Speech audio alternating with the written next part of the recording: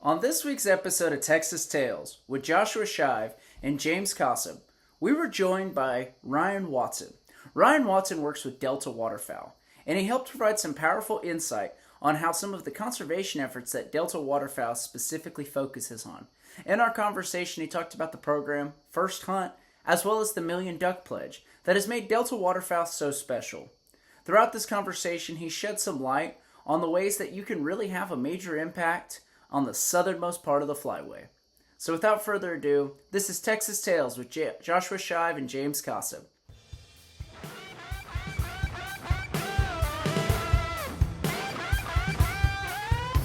You're listening to the official podcast of the Texas Saltwater Fishing Magazine, Texas Tales, with your hosts, Josh Shive and James Cossum.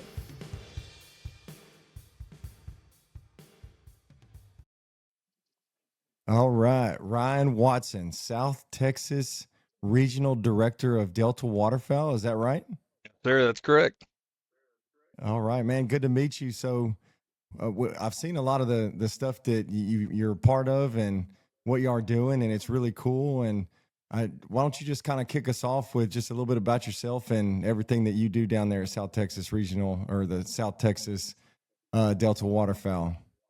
Yeah, of course. Yeah, thanks for having me on. So, Regional Director of South Texas, and when I get into my region and all the areas that I cover, people who are listening are gonna go, "That's not South Texas at all," but it is to Delta Waterfowl. So, we'll get into that. But really, to encompass what I do for the organization will be manage, recruit, retain volunteer ran committees across the state that host fundraisers for the organization. And then within that, I'll dive into it a little bit more as we get further along in the conversation, but help consult them and manage and guide them as well, not only on the fundraising side, but also on their local conservation impact side. So um, South Texas again, kind of to run over the region that I'm working in right now. Start out kind of the northernmost is going to be the Bell County area, so Killeen, Temple, Belton. Then we hop over to College Station, San Antonio, Corpus Christi, Lumberton, Beaumont, Lake Jackson, the Woodlands, Blessing or the Texas Prairie, if you will, Port O'Connor, Galveston, Houston, Austin, and Dayton and Liberty or Chambers County, if you'll call it that as well. But yeah, that's our Could have just South said, Texas. yeah, just say everywhere but Dallas Yeah, next time. Yeah. everywhere but Dallas. The line's kind of at that Waco kind of area, but I technically run all the way out to El Paso. So Very nice. So, Ryan, how did you get from a young age? I'm assuming that you were an avid hunter at a young age, and your family probably hunted as well. How did you start off with hunting, and what got you into specifically duck hunting? yes, father was a hunter. His father was a hunter. So grew up with roots in there. So originally from Greenville, South Carolina, my family has ties to the Low Country in South Carolina, and my grandfather did a lot of quail hunting down in the Bishopville, Maysville area, if anybody knows where that is. And my dad grew up doing that, deer hunting. I believe he got more into duck hunting in college. And then he was always more of a deer and turkey hunter. And then when I was about 12 years old, yeah, met a kid through Little League Baseball whose dad was a obsessed duck hunter. And this guy owned a private hunting area up on Lake Hartwell in upstate South Carolina, across the street from Beaver Dam WMA. And I went out there for the first time, and I had been on like a swampy wood duck hunt before. I was like, yeah, we're going duck hunting. It's like, yeah, wood ducks was the duck you were after. I didn't even know there was any other type of duck. And this guy I met through baseball invited me out to his dad's place, or the dads got together. I really don't know the origin of it, Right. but went out there, and I'm hearing quacking and whistling and all this other stuff that I've never heard before walking to a duck slough. And that was really when the whatever bit me, the duck bite got to me. Was we shot some mallards, gadwall, widgeon, teal, all these birds I never even knew existed that morning. And I was like, wait a second, there's something more than a wood duck, and that's where the obsession started. So from there, I had a cousin who's a little bit older than me. He graduated college, came back. He had the boat, had the dog, and all that. So started running around with him, and doing a lot of that. Then I got involved with some of the conservation groups that we have here in uh, North America, and was part of a high school chapter, and then stuck with it through college, and then ultimately moved to San Antonio after graduating, and stayed very involved and did a lot of volunteering with the organization. And because of all the volunteer hours that I had, when a job opportunity came open, I was able to jump at it, and I had a lot more experience, I'd say, than your typical duck hunter that's looking to get into conservation fundraising. Right. Yeah. You recently kind of committed to the dark side, I've seen on Facebook. Oh, Were you yeah. chasing some pheasants? Yeah, James. Oh, I did see that. James was giving me some Give grief you some for shit about it. driving up to yeah. Can I cuss? I didn't want to make sure. Yeah. Giving me some shit about it. I drove up to South Dakota a couple weeks ago and shot some pheasants with some buddies. It was a great time. It's crazy. They don't just come to you. You got to work for I those know. pheasants. We walked like 40 miles across 5 days, and I was like, this sucks. Oh my gosh. Yeah. Duck hunting is definitely much different, or at least most of the duck hunting that I've done. It's a lot more sitting than walking, it seems like. Yep. So when you were younger, what's the first duck that you shot? Was it a wood duck? First duck was a wood duck, yes. Now, did you mount the first duck? Will this hold on? You see it? He did. And it's just I don't added know up what- from there. Yeah, I don't know what it is about the first duck, and it obviously it has to be something that looks decent. But I've got a pintail that was one of my first ducks, and Yeah.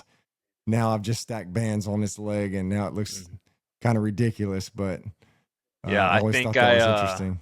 I think I have 5 birds in the fridge right now that are going to the taxidermist in the near future. One of them's a Oh pheasant. my god! And you're married, right? I am married. Married for 2 years. We've been together for 9, so she's been along for she most loves of that. most of the journey. Well, if you Yeah, notice, my wife. most of the stuff on the wall is hanging in this room, not really throughout the house. So the key is to let your wife start shooting the trophy deer, and then you just start mounting those all over the house. Yeah, there you go.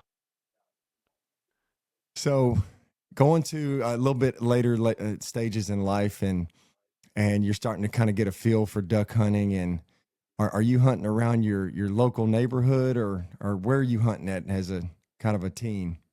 Right now, so me personally hunting literally all over the state and states, I guess you could say. A lot of mileage put in looking for them. Some of them comes out of it because of the travel that I do for work. For example, last week I was over in the Southeast Texas area. I left on Wednesday, had a couple of chapter meetings in the Lake Jackson and Houston area, and go down there and see those volunteers and hang out with those guys, and not do anything the next morning. So I might as well bring the gun and the dog with me. So I hunted Brazoria National Wildlife Refuge. I hunted Lake Livingston, and then I turned around and drove it back over this way and hunted some private access that I got down south of San Antonio.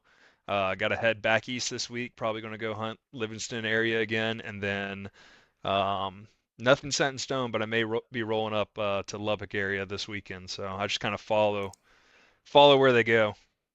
You watch the weather. I try to follow that pattern pretty Absolutely. well.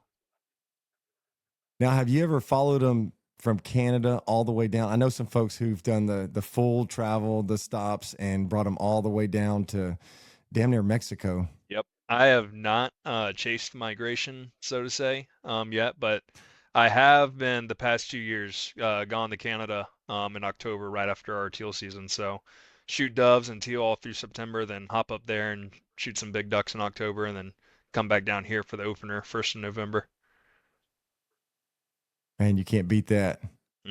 No, it's fun. If you have not been to Canada, I highly recommend it. And not So, to use this as a plug, but I would also recommend buying it at like a nonprofit banquet because you're going to get a better deal than anywhere else, and it's a write-off. and you can write it off. There you go. James, have you ever been to Canada?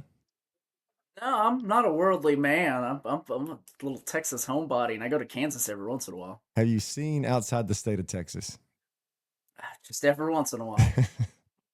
I have never been to Canada. I've been to Niagara Falls. I saw the people on the other side and waved at them, but that's about as close as I got to Canada.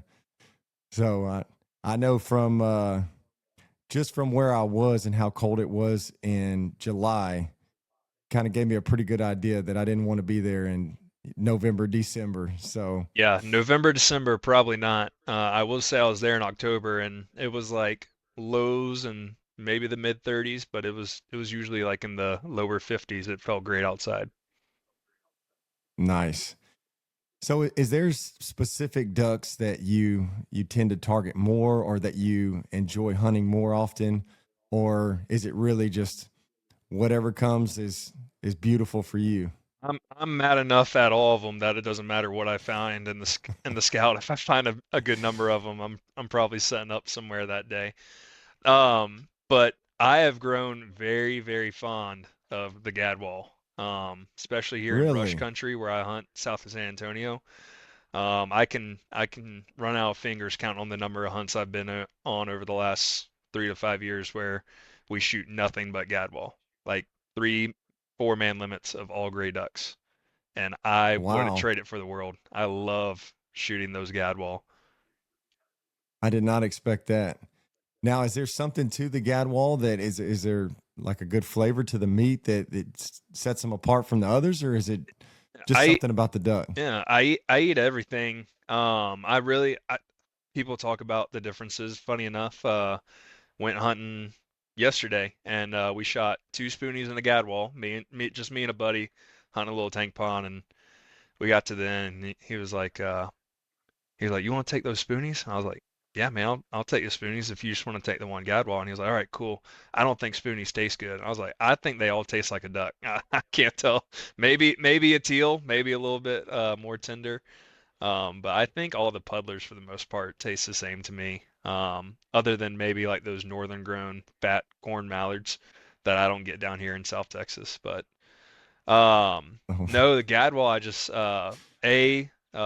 they're definitely the highest population that we see down here in this area. And B, if you've never been on like a South Texas brush country duck hunt, just hunt a cattle pond out in the middle of a nothing field. I don't know what it is about it, but they just give it up. They'll be a mile high, and you can maybe, and they'll just cup up, and they'll just come down on a string. And it's just super fun to be able to kind of call out a duck in South Texas because most people hunt on the coast, and like the redheads, they're going to show up or they're not going to show up. I don't think there's really a noise you can make at them to convince them otherwise, in my opinion. yeah, there's plenty of those. Yeah. Yeah, there's plenty to go around, which is kind of weird when you go on the coast and you're hunting and you see thousands of redheads, and the limit's still two, right? Two, correct. Why is that? So, the technical answer that I'll give, right? The feds set season limits and everything every year, and then the departments within the states get together and they decide on within that framework how they're going to operate within the state. So, U.S. Fish and Wildlife says you have from X date to X date to have this many duck hunting days, and these are your bag and possession limits. And then within that, the states get together and are able to actually decide as a department how they want to operate within those limits. U.S. Fish and Wildlife, it is too, across the board for, I believe, no matter what state you're in. Um, but if I had to make a solid guess, everybody wants to see a higher than two bird limit down here in South Texas, because of how many birds we see. The reason we see the number of birds we see is we are their wintering migration destination. The Laguna Madre, all the way down through Mexico. This is where every single redhead, pretty much in North America, is coming, November through January. So we see these large numbers, and we want to be able to shoot the mess out of them. And I just think it goes into kind of like on the coast, you can pretty much go out every day and shoot your redheads, versus pintails. They are somewhat plentiful, but plenty of hunts been down there where you don't get your pintail, you don't get a widgeon, you don't get a gadwall, you don't get any teal while you're out there in the bay. Um, so I think it kind of plays into that redhead hunting on the Texas coast is about as close as you can get to a guaranteed two bird bag going out in the morning versus going somewhere else and you may get skunked, you know. I think it just Right. has to go in into the opportunity presented that you're pretty much going to 100% get your two redheads for the day every time you go out there. So, do the conservation programs through like Delta Waterfowl look different to the redheads that'll winter here as opposed to your other birds that may have other wintering grounds? Like, I think of the conservation programs like in Canada where y'all do nesting projects like that's like, oh, like a light bulb, aha. What are like the strategies y'all utilize at Delta, for a bird that does winter here? So let's see here, try to decipher what you just asked me. Delta as an organization, right? Large scale, we're very much focused on the start of life for a duck. We're very focused on the breeding and nest success side of things. So, if you're not aware, which I'm pretty sure y'all are, but some listeners may not be, but um, roughly 97% of the continent's ducks, right, come from like 17% of the continent, the Prairie Pothole region between northern U.S. and southern Canada. So a lot of our efforts are focused in that area to increase the number of birds that are produced and successfully make it to the fall flight. Again, migratory bird, redheads, talk about conserving them and how that impacts us down here in South Texas. Well, the more redheads that are produced in North Dakota and southern Manitoba, Alberta, Saskatchewan, the more redheads show up in Corpus Christi, Texas, November through January.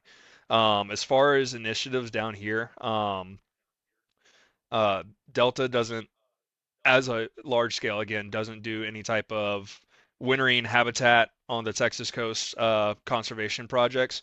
But what we do on the side of, again, redheads are one of those ducks that you're almost guaranteed to shoot every time. We have a lot of input into the access for waterfowl hunters. So, um, a big initiative of ours is working with refuges and state departments to get areas like WMAs and national refuges open for waterfowl hunting. So either increasing the number of acres that are accessible for waterfowl hunting, or actually getting in there and trying to help them out with their budgets so that they can create better wintering habitat for waterfowl. So like one big example, Justin Hurst, WMA. We have been in talks with them about trying to get in there and doing some seeding and planting programs to revamp that WMA and add some more food source for these birds that are making the journey down and ultimately landing in Brazoria County over there at that specific WMA. That chapter has been really adamant about getting into there. So that's more on the local impact side that you're able to do through a Delta chapter versus large scale home office. So now I'm about to pull out the crayons. Go for it. What kind of license do you need to duck hunt in the state of Texas? What kind of license do you need? So there's a couple of different dynamics that go into it, right? So obviously you have to have your hunting license in Texas. You have to get, I believe it's a small game permit, and that includes your migratory birds. You have to get a migratory bird permit, sorry, on top of that. For waterfowl specifically, right, got to have your federal duck stamp. That's across the board. So you can buy a federal duck stamp in the state of Texas and then go to Arkansas, Louisiana, Mississippi, wherever, right? And that federal duck stamp transfers over. But most states have their own migratory bird permits, so you would have to repurchase that. But take it back, just Texas. So you have your hunter's license, you have your migratory bird permit, you have your federal duck stamp, and then this is where you get into, are you going to be hunting public or private land? If you're hunting public, you have to have your HIP certification, you have to have your annual public hunting permit. Um, on top of that, and then sandhill cranes, right? That's something that's become really popular and kind of fall into the same category because they migrate down just like our ducks and geese do. There is a free sandhill crane federal permit that you have to get. It's free, you just have to get it on top of all your other stuff. What's the logic behind that? Why? I mean, if it's free, So what's the I addition? do Does it not track hunters? so I do not know the exact answer. So off the record, not official comment here, but this is my opinion. So to make changes to the Migratory Bird Treaty Act, it's an act of Congress, right? That's a federal thing. And when you open up that act to be changed, it doesn't only allow the hunters to make the changes that they want to do, but when you open up a law like that, it also allows the other side, non-hunters, to get in there and try to remove things. And it's like, um, if I had my best guess is that it was easier to add an additional permit that allows you to shoot sandhill cranes during waterfowl season than it was to open up the Migratory Bird Treaty Act and get that included in your waterfowl license. But again, that's my interpretation guess on it. I also would love to know who does the market branding for Sandhill Cranes. Ribeye in the sky is just Yeah, like the greatest little catchphrase ever. that's right. Now, do y'all agree with that?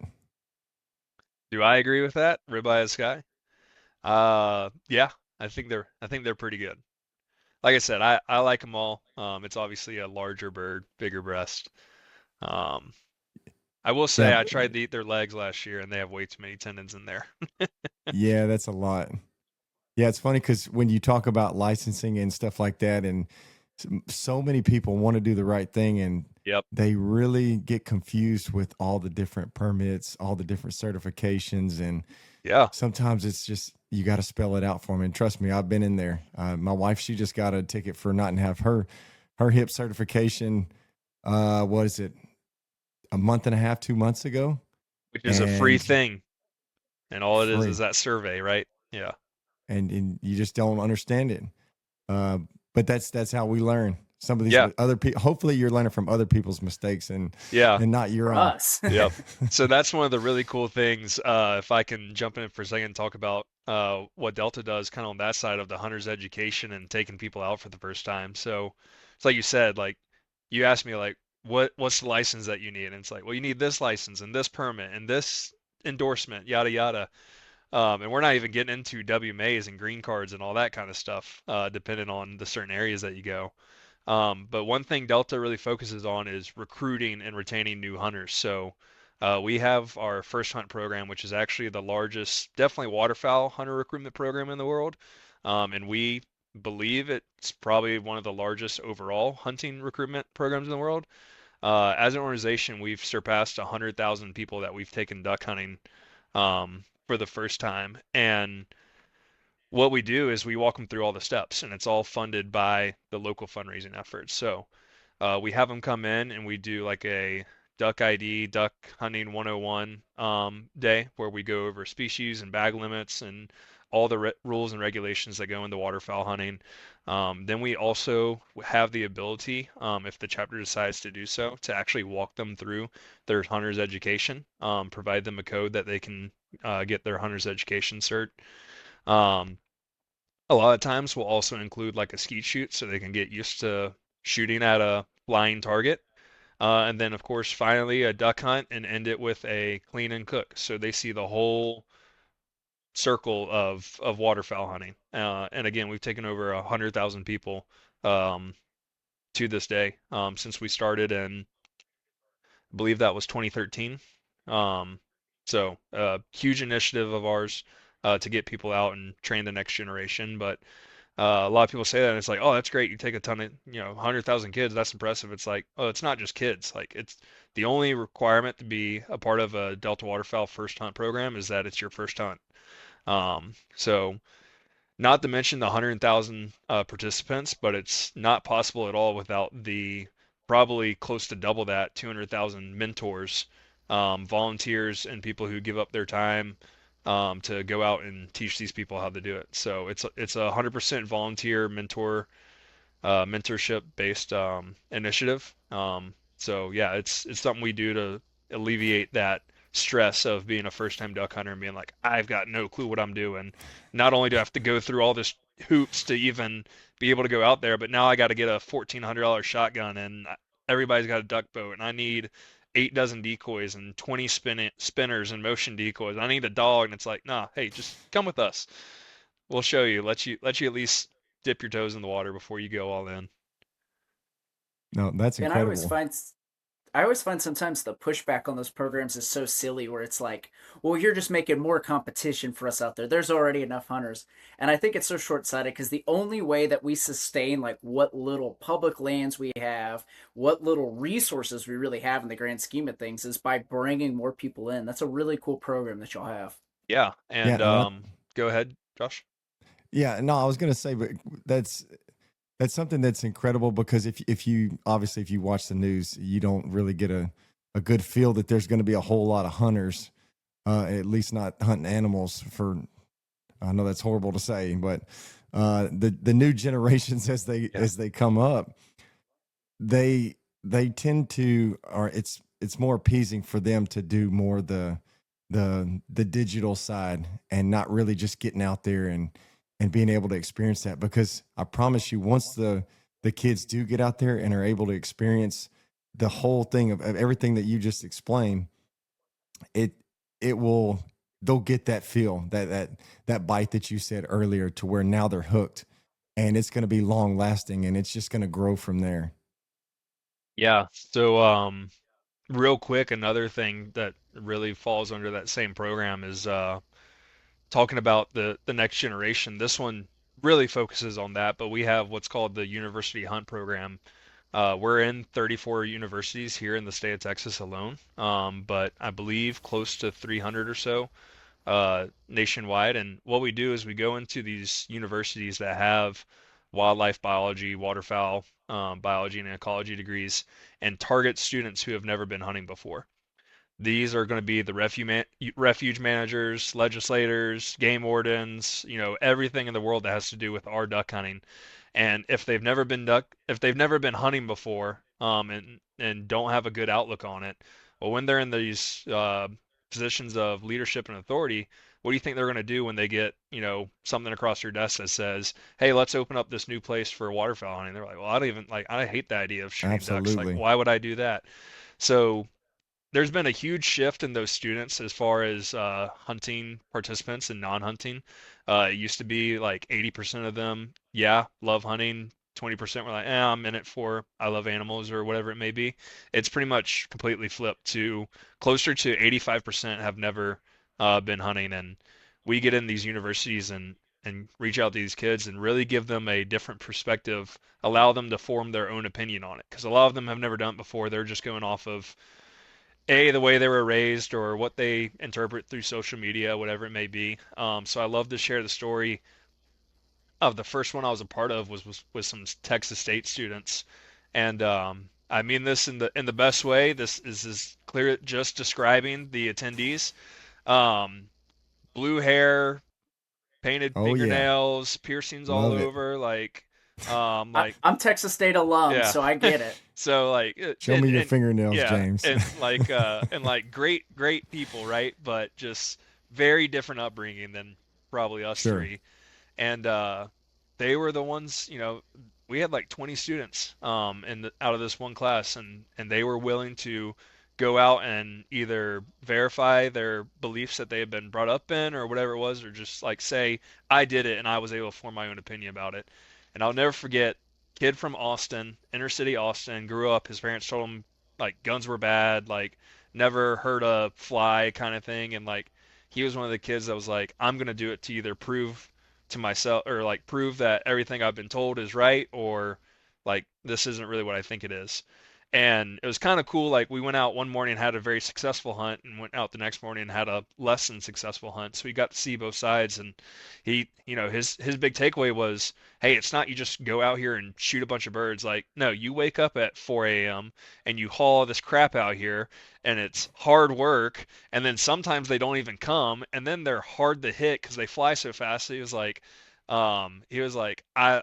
I understand it's like not just a big massacre, so I have a very different outlook on hunting and all that. I had fun. He shot a pintail, not to mention, and he said that he was going to get it mounted. I would love to check in with him, see if he actually went through with that. He was like, I probably will continue to do this. And then, of course, we did the clean and cook, and he was like, and it tastes good. Like this was awesome. He loved it. And if he would have never been presented, like not to toot our own horn, but if Aiden Flores, my coworker, the R3 coordinator, never would have went to that class and offered him the opportunity to do that, he would have gone on with his life saying, guns are bad, hunting's wrong, we need to protect animals, we don't need to be hunting and shooting them or whatever. But we take them through the whole education of how much the North American conservation model relies on outdoorsmen and women, and then also put them through the actual hunting part of it. And the very cool part is I think students who go through it, we have about like a 85-90% retention rate of individuals that want to continue participating, specifically in waterfowl hunting. That's You really know, awesome. it, do you feel like a little bit the interesting takeaway that like you see from the students is they realize how much you care about ducks? It's Yeah. not even just about shooting the Oh ducks, my but it's the goodness. experience. They kind of have that weird come to Jesus moment, like, oh, this Yeah. guy just loves Yeah. ducks. I had a lot of really good conversations like that at the Earth Day Fair in Corpus Christi, Texas, when I was set up with a table with camo tablecloth and um, talking about duck hunting. Talked to a lot of people who walked up and wanted nothing to do with me, and also talked to a lot of people that came up and were willing to have a conversation about it. And once they sat there and listened to me explain management tactics and um, the North American conservation model, they left going like, huh, like I could see the wheels turning in their head that they were actually listening and probably had never heard that before. All they saw was pile pics on Facebook, and hated it, right? That's the only experience they've ever had with duck hunting. There's been no outreach, no education. So not only going to like the Hunters Expo and talking to those people, but going out to like anything to do with the environment and setting up and talking to people has been really fun because I can talk with y'all about shooting ducks all day. Setting up at that Earth Day fair, I could not talk about shooting ducks. I had to be very conservation practice intense in my conversation and pick my words carefully. All in the Yeah, same scheme of things, but to have them understand where I was coming from. yeah, it's always interesting how impressionable people, especially kids, young kids, and then as they grow up, and all they see is what the media shows them. And when you really get out there with a hunter who has a passion in it, to conservation and the animal and to just the sport itself, you get a different outlook on what it actually means. And I think it'd be interesting to find if everybody got to experience that from all ages, it would make it mandatory across the US. Everyone would have a much deeper respect for probably guns, much deeper respect for people who are going out there and all they want to do is feed their families. They enjoy bringing that meat to the table. But the problem is, so many people just see a bunch of skinny cows getting prodded in all these different other videos rather than seeing how conservationists actually work to preserve these animals for the future generations. Yeah, no doubt. I mean, even I'm not ashamed to share personal experiences. Like I remember being in high school and like we like shot a wounded bird one day and like we took videos of like this injured bird and like thinking about it, I'm like that was so stupid. Why would I take videos of that? But it's like I never had a steward like I mean, like I went with my dad and stuff, and like he did not do that. Make that stuff clear. But like we go out there as 15-year-old kids and like just doing whatever, and Yeah. it's like you see all this stuff. Of course, I grew up with Instagram and Facebook and all this stuff, and you see other people doing it, and for whatever reason, that's the stuff that like looks cool. It's like there's a couple people now, which I'm very thankful for, and I try to be one. It's like posting the right thing to do, right? Make sure what you've harvested you respect and the whole 9 yards there. Um, but that's all come through being a part of conservation groups, and it's like, and this is pretty cool to be on the backside of it now and be the one that I would Getting to hope show people are, people. yeah, show people the right way to go about it. And I remember when I got my hunter's education, and I had a excellent, like, it was before the online era of hunter's education where you still did it in person Yep. commonly. And our local game warden taught us. And one of the funny things he talked about is we had an entire, like, 2 hour lecture about presentation of what you harvest. Hmm. And he said, he goes, the worst thing you can do is go alienate your neighbor because guess what? They vote and they may vote more than you. And he goes, the worst thing you can do is take somebody who's indifferent about hunting and give them a reason to hate it. And I think that's so true. I find your content, not just because you're on, but I think it's very tasteful, where it's, it's, you got a picture of a couple ducks hanging off a post, but it's not gory. And it's not necessarily even like glorifying, like, oh, look at how I shot. It's just hey, I'm out in this, I'm experienced. It's a pretty sunrise, it's pretty water, etc. Yeah, and it's a challenge too. So when you're posting those pictures, you're really showing kind of at the end of the day, hey, I succeeded. This is my succeed in the day. So there's nothing wrong with posting about, the animals that you harvest. And as kids, I go back to when I killed my first buck, and I remember watching it squirm, and I got this sickening feeling of, oh my gosh, I'm making this thing suffer. And so I prayed to God. I said, God, please don't let me make another deer suffer. Well, I didn't know that meant that he was going to let me miss the next 15 deer after that. But Yeah. but That's yeah, so so funny. that's Yeah. I shot but a that's deer the other day. Oh, go ahead. I keep jumping no, in. go for it. I was gonna say that's so funny. I shot a deer the other day. First deer since college for me, and I shot him at like 65 yards. Real close shot, dropped, right down immediately, and put the gun down, was just, saying thank you, whatever, and walked over there. Probably a little too soon, but it dropped and walked over there, and you could still see it taking its last breaths. And I just, yeah, same thing, just like this gut sank feeling a little bit, but step back, let what needed to happen, and then came back and just enjoyed the moment and looked at this deer. And I just got the meat back today, and now I've been snacking on beef sticks all afternoon. That's a heavy horn deer you got too. Yeah, that was a pretty good one. It's been Oh yeah, I did see that one. And that's another That's a thing. quick turnaround on a euro, man. yeah, I did it Yeah, myself. no kidding. So going back to Delta Waterfowl, what is the difference from Delta Waterfowl to Ducks Unlimited? Gotcha. Yeah, so um first, to get the similarities out of the way, 501c3 nonprofit conservation groups in North America, right? And our focus is pertaining to waterfowl. The big difference is Ducks Unlimited, right? They do wetlands and grasslands, habitat restoration, um, preservation, and everything to do with that. What Delta does is we do have habitat conservation within our four pillars, but to really break it down, our number one initiative is duck production. The number one driving factor of our success as duck hunters is the number of birds that we have in the air. So duck production is a really big one, which that gets into predator management in our nesting structure program. Then habitat conservation, we have a lot of really good incentive-based programs that we work with landowners to protect some of the most sustainable to be and drained seasonal wetlands that we have here in North America across the Prairie Pothole region. Hunter 3, which is our recruitment, retention, reactivation, that has a lot to do with that first hunt and university hunting program.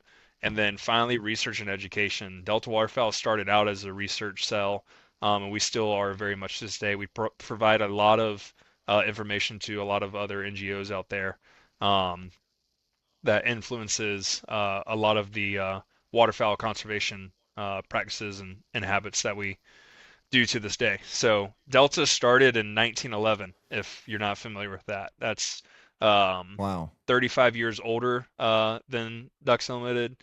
So that's another big one. We've been around for over 100 years. Um, and everything that we do, again, is for opportunity and access for waterfowl hunters. So mission is right to secure the future of waterfowl hunting, and our vision is abundant waterfowl and endless opportunities for hunters. So another big thing that kind of sets us apart is we're zero land acquisition. None of the money that we raise goes into acquiring lands. Again, everything is incentive-based programs that we work with landowners. And then a really big thing that sets us apart from a lot of NGOs out there is we have what's called the Waterfowl Heritage Fund, and we're the only waterfowl group waterfowl conservation group that's investing a minimum of 15% of the money raised in the communities that it was raised in. So Delta chapter has a fundraiser. At the minimum, 15% of those funds stay in that community and are spent on the local level. So, and maybe I'm asking like too broad of a question, but I always know that the farm bill is something I see the policy directors, both from Delta and Ducks Unlimited, Mm-hmm. speaking about. What is always the focus on the farm bill? Um, Farm bill, God, I can't speak to that very, very well off the top of my head. But to jump into like policy work, again, the big thing like on the habitat side is we really try to go into uh, DC and work with the government and the presidential administration, whatever it may be, to create these programs that benefit waterfowl hunters. And a big way to benefit waterfowl hunters is create a working relationship with the landowners that own a majority of the land that we need. Ducks don't only use private or public water, right? A lot of the prairie pothole region is privately held. And the unfortunate reality is we could take every diehard duck hunter in North America and pull all of our money together, and we're never going to be able to buy the prairie pothole region to just like keep it the way that it needs to be Thank for you for waterfowl. watching Texas Tales. Go check us out now on YouTube, Instagram, TikTok. It is at Texas Tales Pod. You don't want to miss out on all the stories from some of the greatest guides, wildlife biologists, and people on the Texas coast. Also, not to mention, this country's got way too many people in it for us to do away with all the agriculture that is produced from the prairie pothole region. So it's just not sustainable. So where we're at right now is on top of other organizations and what they're doing, what we need to do is maximize the efficiency of what we have. So that goes into duck production, increasing that nest success. But again, on the policy side, instead of acquiring land, a lot of what Delta does, one in specific is the Working Wetlands Act. And essentially what we do is we approach landowners in the prairie pothole region that hold these properties that are home to these small seasonal wetlands, which are the most susceptible to being drained. And we say, hey, you have a duck factory sitting in the middle of your farm. I know you want to drain it so you can plant more corn. Instead of us trying to come in and buy the farm, we're just going to offer you that acreage, fair value for whatever your harvest would make. You're going to leave that alone for the ducks. You're going to get paid for your crop, whatever it may be. So it's almost like crop insurance in a way, but it's for waterfowl. And it creates this working relationship where we're not a competitor in the real estate market. We're like we're just a concerned conservation group that's trying to do the best thing possible for ducks. And a lot of farmers really like that because again, we're not taking away their land, especially if they are conservation minded. They're really willing to work with us. But where this really creates a big advantage is with those farmers who maybe aren't the most conservation minded, and all they're there to do is plant as much corn as possible so that they can make their money off of their harvest.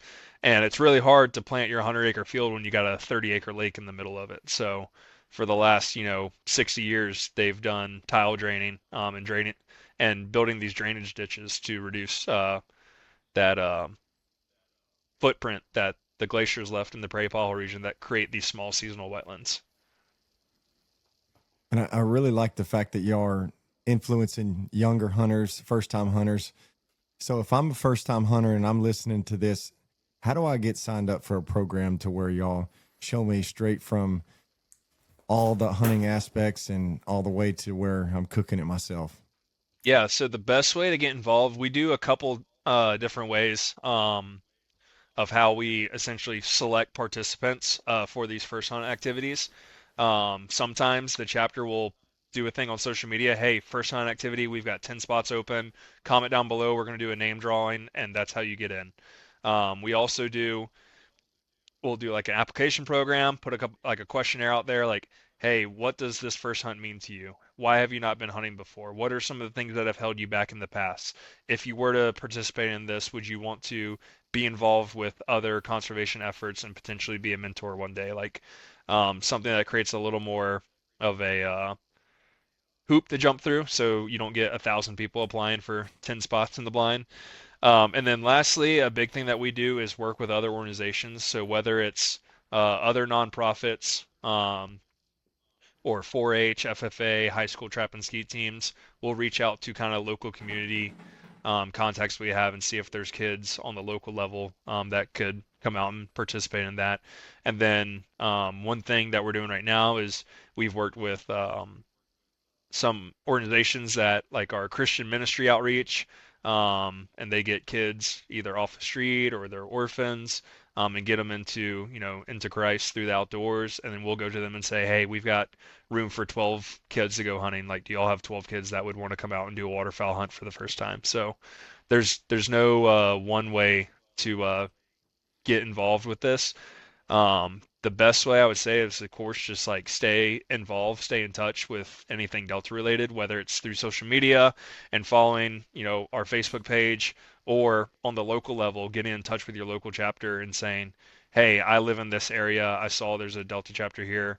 I would really like to get out. The cool thing about that is all these Delta chapters, like um, what they're made up of is, right, duck hunters. So like if James had just moved to San Antonio and he's never been duck hunting before, and he like hit us up and was like, "Hey, I've never been duck hunting before. Like, could I participate in one of y'all's first hunt activities?" Like, if someone texted me that tomorrow, I'd be like, "Dude, I'm going Thursday. Like, meet me at this gas Come station. on. Let's go."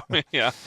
So, not only participating in like the actual programs, but you reach out to a Delta chapter and just be a good person. They're all good people that are involved, and they want to get you out there. So, um, like again, just reaching out to the local contacts in your area. And before we get off, I'll make sure I'll go through that again, and explain how you can find those. Yeah, absolutely. You talk about the duck identification, and I know the licensing's a problem. I honestly think, and I'm saying this as somebody who's hunted my entire life, I really do feel like the duck identification is one of the biggest barriers to entry. What is the crash course to, hey, I can sufficiently identify without having to look at it on the water for a few Yeah. minutes? Probably good light so you can see them. If you're having a hard time ID birds, probably don't shoot them 2 seconds after shooting light. Um, but right, a lot of different species, different shape sizes, right? Late season January, a group of big ducks come over and there's a big tail hanging off the back of them, probably a pintail, right? It takes a lot of experience and getting in there to be able to ID those birds by their shadows. Of course, you have your teal that are smaller. But I think one of the biggest things, right? Even if you're not sure, um, uh, A, if you're not sure if it's a duck, don't shoot it. But B, if something comes in here and there's like a 3 or 5 pack or something like that, and it's like, I know 100% no doubt like that is a duck. Is it a gadwall? Is it a pintail? Is it a widgeon? I don't know. Shoot one. Don't shoot all 5 of them. Like like shoot one, get it in hand, look at it and go, okay, what did I see when they came in? How can I identify this bird next time without it in hand, as it's Is coming there, down? is there any like written resources that Delta would have where I could go, oh, these are the markings I So have. What bird am I holding? yeah, so we do have some paper material, like a duck identification guide, that you can get through our website. I think it's like one of 2 things that's listed in our shop right now. I don't know if y'all are gonna ask about that. Like, how do you get cool stuff? You buy it from other places. It's not on our website. Of But we course. we have a duck ID book on there, and it goes through like the wing markings. Like for example, right, blue wing teal. It's like, how do you tell the difference between a male and a female blue wing teal in September? It's like they've got little black dots on their flight wings. Like that is the only way that you can tell it. You can't tell when they're in the air for the most part unless they're coming through perfectly and you have a very good eye.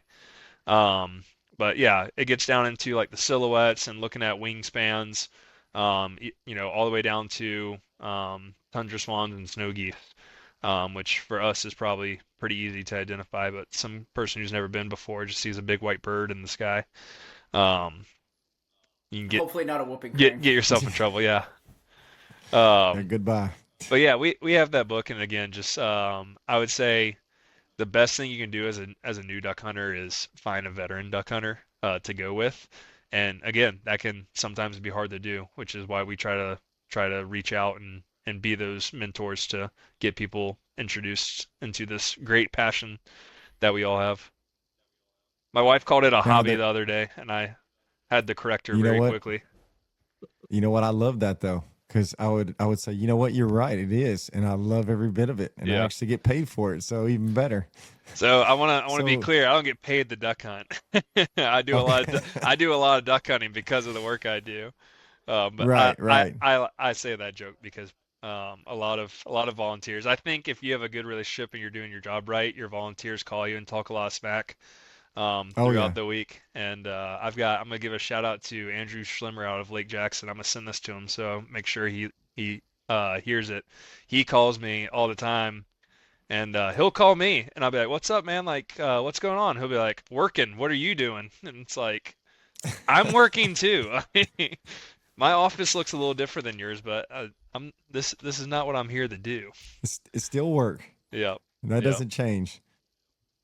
So if I was, let's say I'm an avid duck hunter and I wanted to get involved to be more of a mentor, and is there a program that you go through, or is it similar, just getting involved in the local chapters and kind of working your way into that? Yeah, it's similar, just getting involved and getting in the local chapters and working your way into that. So there's not like a certification course or anything that you got to go through to become a, you know, mentor for Delta Waterfowl. It's all based off of these volunteer chapters. So like I guess kind of to take it back and go more into like what it takes to like start a Delta chapter and how you get to that point. Like usually like either I find somebody through recruitment or someone reaches out to me and says, "Hey, I want to get more involved with Delta and I live in Port O'Connor, Texas." And it's like, "Hey man, we don't have a chapter down there right now, but we've got one in Corpus Christi if you want to hop over and check it out first before you dive all in." Or if they're fired up and ready to go, so I say, "Sweet man, thanks for calling. I was like, I know you have 7 buddies that like the duck hunt. We want usually a minimum of 8 to 10 people because that's just going to create a really good workload essentially when it comes to running a chapter. So 8 to 10 guys or girls, duck hunting buddies to get together and kind of form this committee. And from there, myself as the regional director, or wherever you are, the regional director, um, will guide you and lead you in that fundraising journey, but also on the local impact side. Hey, here's how that looks. Here's how we operate those things. Yes, we carry our own insurance for all of those events. Answer all those questions. We're there to be the home office side, right? But at the end of the day, I tell people I think another big difference between our organization and maybe some others is every regional director, at least from my speaking, is just another committee member. We're not there to tell you what you can and can't do, except for maybe spend way too much money that we don't have. Definitely there to provide some criticism and help out from experience, but like I'm there to help out in any way possible. This is every different chapter's event. It's not my event. It's Corpus Christi's, it's Houston's, it's Lake Jackson's, and I'm there to help in any way. So from there, like Delta, of course, provides like a startup package for us to roll into our first event, and then chapters can use funds that are raised to purchase other guns, decoys, items, whatever it may be. Um, for their event. And then again, like I said, on the backside, once you're done with your event, you get to keep a minimum of 15% up to 25% of the net revenue that you raise as a chapter. So from there, that kind of goes into the mentorship and the local projects and whatever it may be. From there, you come to me and say, "All right, Ryan, let's do simple numbers. We did $100,000 net revenue banquet, and we have $20,000 back here in our chapter bank account that we want to spend on the local level. We want to take X amount of kids hunting, and we want to do this WMA project. We've already talked to refuge managers. It's going to cost $5,000 to plant these 2 fields, whatever. We want to donate to the local 4-H and FFA programs, whatever it may be, and I'm able to guide them through how to spend that money effectively, so that we're not just um, giving it back to our biggest donors or whatever it may be, and really make a positive impact for waterfowl conservation and waterfowl hunting on the local level. And that's where we get into like the volunteering and the mentorship. Like a lot of what we need is access and getting out there. So like you're bringing all your gear. Let's say you have a boat and you're able to get us out there. Like we can throw you the gas money that it costs to get out there. Like we're not, if a lot of people do do it on their own time just because they're that passionate about it. But it's like, hey, we're not asking you. Like that's why we're getting this money back, is so that then as a chapter we can provide the lodging and the meals and the access and whatever it may be. To host these first hunt activities, and we're able to do a donation to the 4-H kids that donated a fire pit for us, whatever, that kind of side. So that's the really cool side of things is kind of after the event. I feel like with us, again, it's not like, hey, y'all get together and get a bunch of people in a room so we can raise a bunch of money, and I'm like, handshake, great job, see y'all later. After the event, it's like, all right, step one complete. Step two is what are we going to do here? And I have a note here that I really want to make sure I touch on. Me personally, a big thing that I do, especially when starting new chapters, is I go through the Delta Waterfowl history and everything that we do as an organization and all the great work we do in the Prairie Pothole region for waterfowl and waterfowl hunters and how that relates to us even down here at the very bottom of the flyway. But I always ask them at the end, I go, so why are we starting a Delta chapter? And James raises his hand and says, because the duck production program is awesome. It's like, yeah, cool. Ducks don't produce in South Texas. Why are we starting a Delta chapter?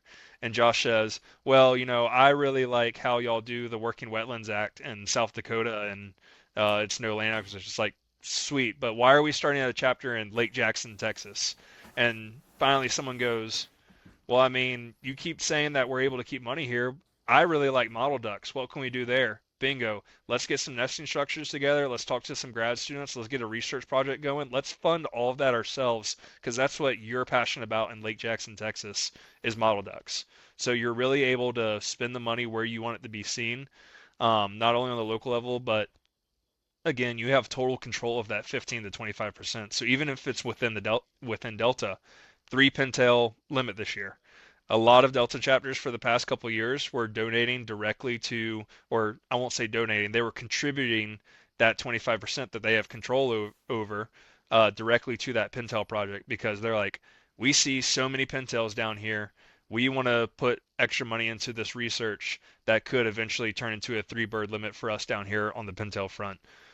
So a lot of chapters like Aggieland, shout out to them. I know off the top of my head, put a lot of money into that because that's what they were passionate about. So that vision, goal, plan, and that execution is really what brings it full circle. And that goes from the fundraising side to the mentor side to the local impact conservation side as well. Everything you're saying is just absolutely wonderful. And I think that the biggest thing that I'm picking up on, it's really a bottom up approach.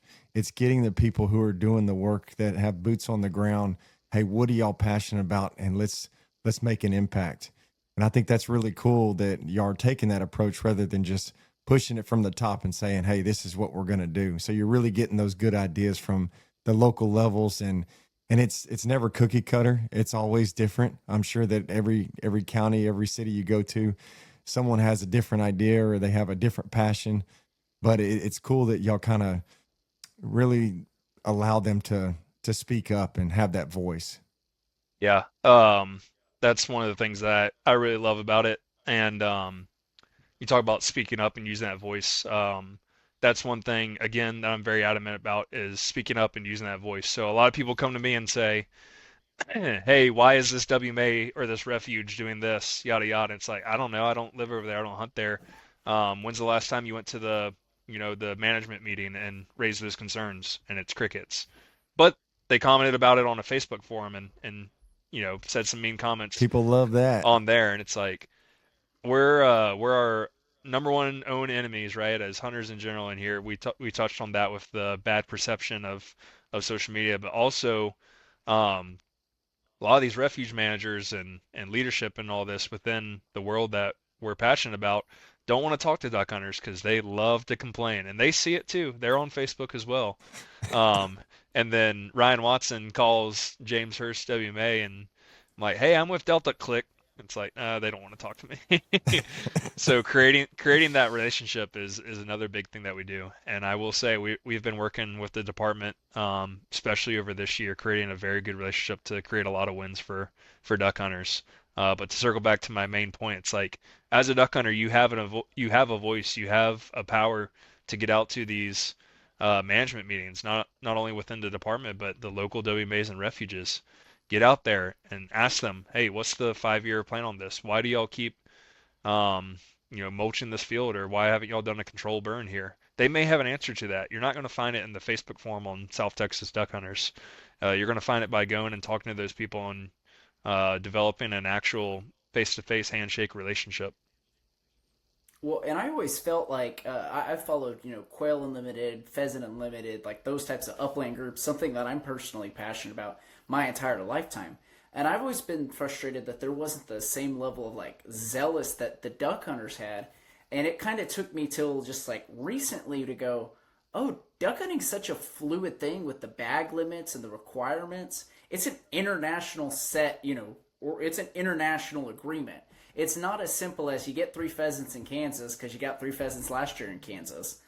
And I always just kind of like, I love that and I appreciate the fact that like duck hunters in particular seem so mobilized and so concentrated in these conservation efforts. And I mean, y'all do great work, and I know Ducks Unlimited does great work, and y'all just always kind of seem to have like an unending like amount of support.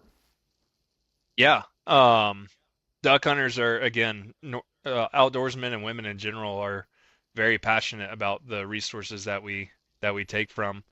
So it's really awesome to be on this side now um, and living in it full time.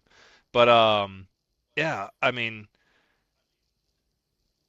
the passion that duck hunters that I see day to day go into it, right? And I think it goes now, again, not knocking on pheasant hunting. That was a lot of effort to get out there and walk through those cattails and this, that, and the other. But I mean, in all reality, like we drove up and down the roads and was like, that place looks kind of good. Maybe we should walk through there. And you walk through there and a rooster came up and you shoot it. It's like duck hunting, the amount of time, not only like money and stuff that goes into it, if you want to, the investment that you get into it, but the amount of time that goes into scouting and brushing in your blind and training your dog and making sure, everything's right. The stars really have to align most of the time for you to be successful on a waterfowl hunt.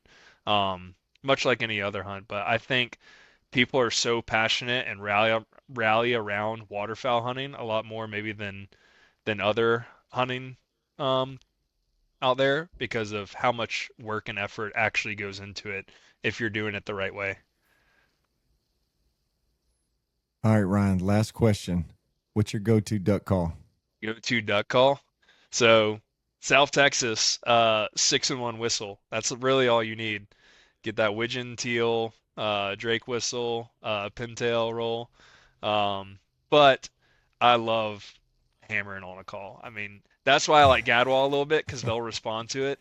You're talking about the hunting on the coast. The first time I went out on the coast, like some redheads got up and I like blew my duck call, and it was my buddy. Turns to look at me, he's like, "You don't do that down here." I was like quacking at him in the middle of the bay. I was like, all right, understood. Got it. But man, are you talking about brand or species? No, you answered it perfectly. Yeah, okay. Gotcha. Yeah, but yeah, I like there's my other reason for Gadwall. You can quack on it a little bit and they'll actually talk to you.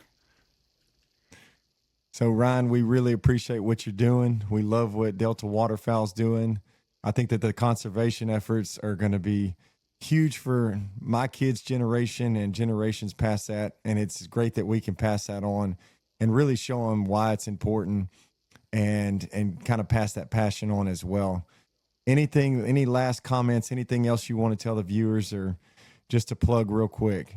Yeah, so two things I wanted to touch on that kind of encompass everything we talked about is Delta just finished funding through pledges and everything our Million Duck campaign. If you haven't heard about that at all, look into it.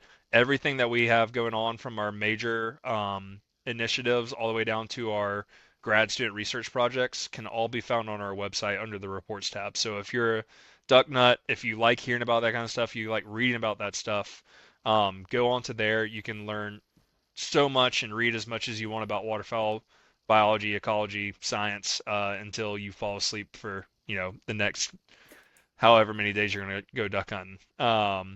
But that's a huge initiative that we have to put over 1 million birds in the fall flight year after year, and that's perpetuity. It was a $250 million goal, and we ended at $284 million pledged through donations and already fundraised. Um, so that's a really big one. And then another one just wanted to plug in was the Restoring Our Refuges initiative. We just shared about it 3 days ago. But again, across America, a big thing has been like we have all these refuges set up and people go to them and they just seem deteriorated. And like, why would I go to this refuge when I can pay this guy $400 and go hunt a pristine private land? It's like private landowners have taken a lot more pride in their duck hunting. In the recent years than it seems like public land refuges and whatever it may be. So we have a huge initiative that aims to increase the funding that goes towards the federal budgets that fund those refuges, and ensure that money is being spent to improve wetland and waterfowl habitat. And just continue to work with the U.S. Fish and Wildlife at all levels to increase hunting opportunity and prioritize those refuges specifically, because that's where a lot of the public land hunting comes from. Um, yeah, it's just anything to do. Again, zero land acquisition, and everything that we do on the hunting improvement, opportunity and access side is done on public land that everybody can enjoy. So we're very passionate about that. And then lastly, just before we hop off, for those that want to get in contact with me directly, the best way is by email, which is just first initial R, last name Watson at deltawaterfowl.org. And then no matter where you are in the state or the world, if you go to our website, you're going to find a tab that says Get Involved. Drop down tab under there, it says Find a Chapter. It brings up an interactive map, and you can really scroll around and hover over a Delta icon, and it will show you who the lead is there. It'll be the regional director. So again, those ones I named off earlier, you're going to find my number and email under there.